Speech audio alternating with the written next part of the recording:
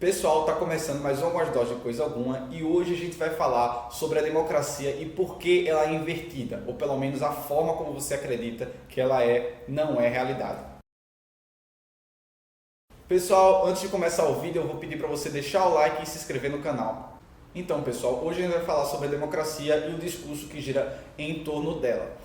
Hoje em dia, a política institucional e o discurso político fazem a gente acreditar que o que guia a política pública nacional, o que guia a democracia, o que guia o Estado é a opinião das massas, é a opinião do povo. Ou seja, o povo constrói a política que será implementada em um país. Pelo menos esse é o discurso tradicional. E esse discurso tradicional de democracia, ele é derivado dos principais autores democratas liberais lá do século XVIII. Esses pensadores iluministas do século XVII e XVIII, eles construíram a ideia de democracia racional liberal. Um dos principais pensadores dessa época era Jean-Jacques Rousseau. Você pode considerar que ele não é liberal, mas para aquele momento, naquele contexto, para a obra que ele escreveu e para a democracia e para a forma de governo que ele construiu, que ele ajudou a construir, ele era sim um liberal político. E qual é o conceito que eu quero pegar dele para trazer aqui para vocês? É o conceito de vontade. Ele acreditava que o Estado ele tinha que respeitar uma vontade, ou que o governo tinha uma vontade e tinha que respeitar uma vontade específica, uma vontade política. E ele separa essas modalidades de vontade em duas, a vontade geral e a vontade de todos. São duas modalidades diferentes de vontade. A primeira vontade é a vontade geral, que é a vontade individual que nós temos em consideração ao coletivo. É algo muito parecido com o imperativo categórico kantiano. Se você não sabe o que é o imperativo categórico kantiano, é a ideia de que você tem que pensar no outro, na coletividade, antes de você, da forma que você quer que aconteça com o outro o mesmo que acontecesse com você. A coisa mais justa que pode acontecer com o outro é a mesma coisa mais justa que você acredita que pode acontecer com você. Isso de forma bem rasteira que eu estou explicando, tá certo? A teoria de Rousseau de vontade geral é bem parecida com essa vontade, com esse imperativo categórico kantiano.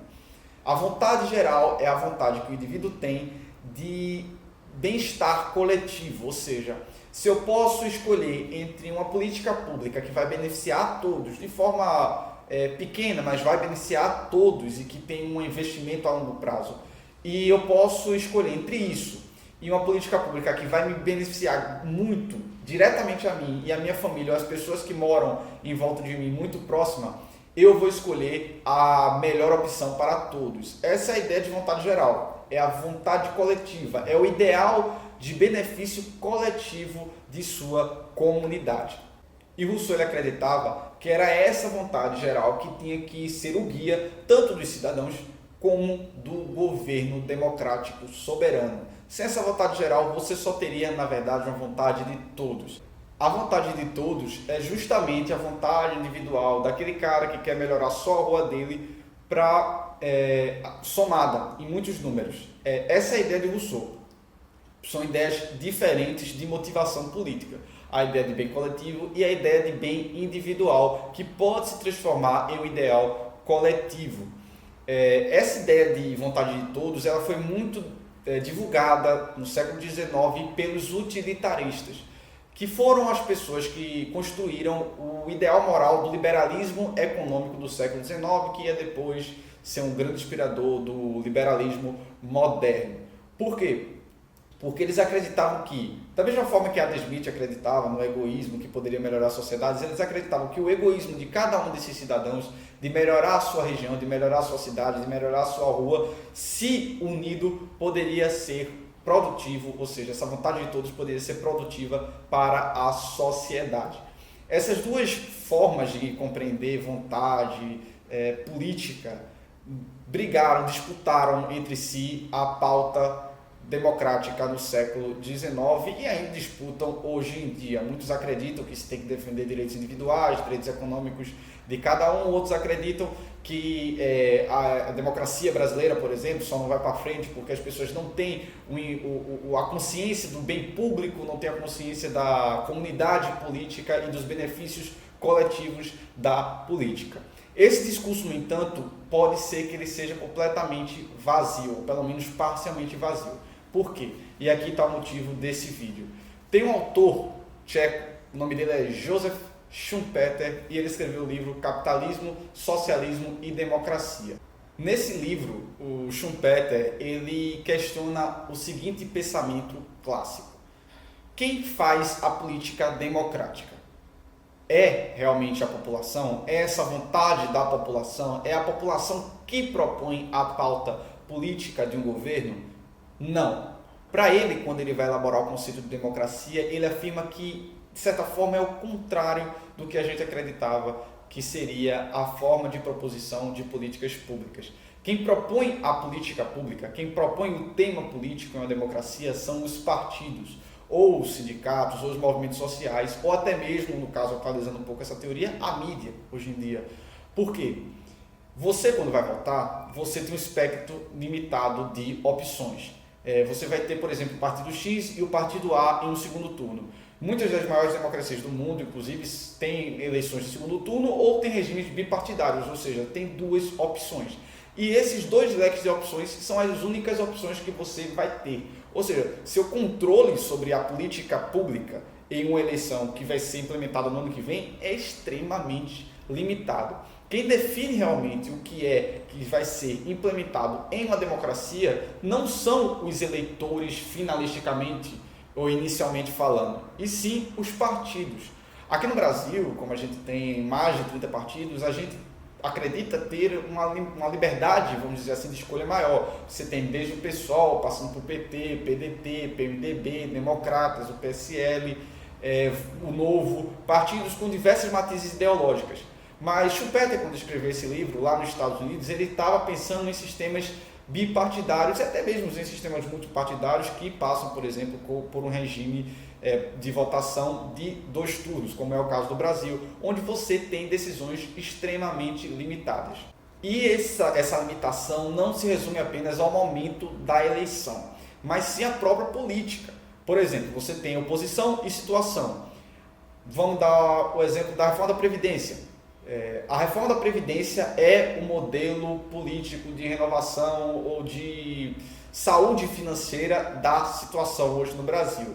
Já a oposição afirma que a reforma da Previdência não tem que ser prioridade e sim uma reforma tributária é a prioridade para sanear as dívidas do governo e melhorar a justiça social do país. Esses dois movimentos, oposição e situação, eles têm 2 pautas e estão propondo 2 pautas para os seus grupos políticos.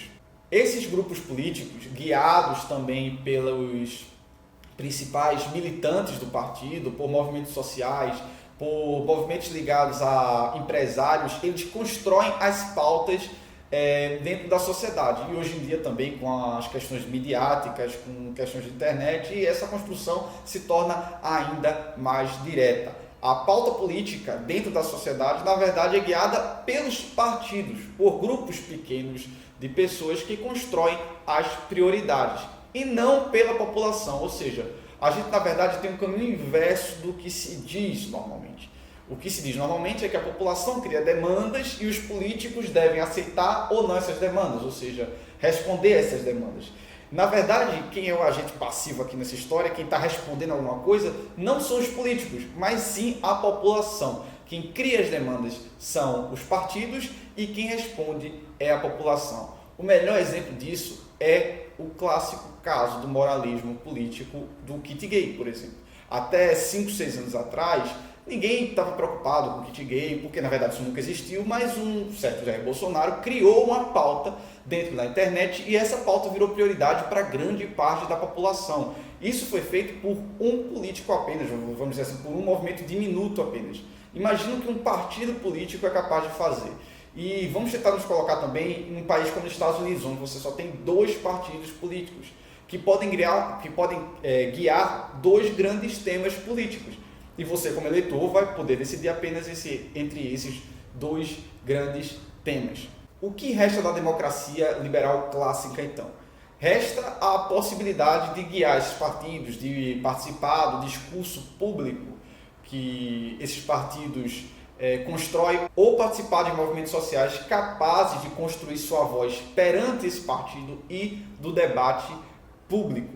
Essa questão de inversão da democracia, na verdade, ela demonstra como Joseph Schumpeter ele era pragmático.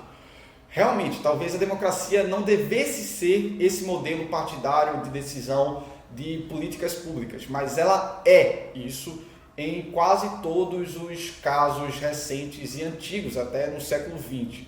Ele usou essa teoria, inclusive, para enquadrar alguns governos socialistas na pauta democrática, dizendo o seguinte, olha, mesmo você tendo um país onde a liberdade econômica não é total, ou ele não se considera liberal, as pressões de partidos políticos ou de movimentos sociais são capazes de modificar a pauta política que vai ser escolhida pelo povo. Essa é a questão, essa é a inversão. Pessoal, eu quero saber se você gostou desse vídeo aqui nos comentários. Se você gostou dessa ideia de falar de teoria política mesmo, eu estou estudando agora esse assunto e eu quero saber se você gosta desse assunto e o que é que você acha, se eu tenho que continuar, o que é que você acha desse tema também, que é um tema muito frágil e muito importante para a gente discutir no Brasil de hoje. Então você comenta aqui e compartilha também esse vídeo, tá certo? Se você assistiu esse vídeo até o final, um beijo no seu coração, abraços e tchau!